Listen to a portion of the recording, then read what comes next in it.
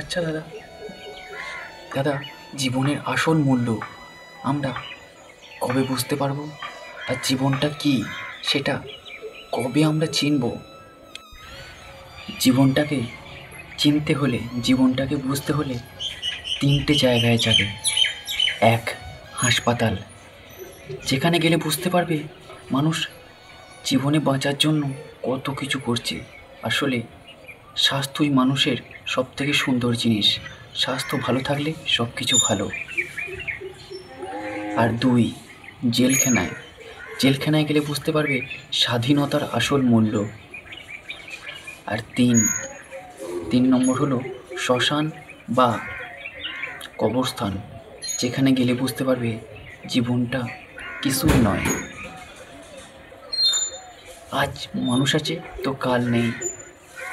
যে মাটির ওপর দিয়ে মানুষ আজ হেঁটে যাচ্ছে সেটা কাল অন্য কারো। জীবনের কোনো মূল্য নেই।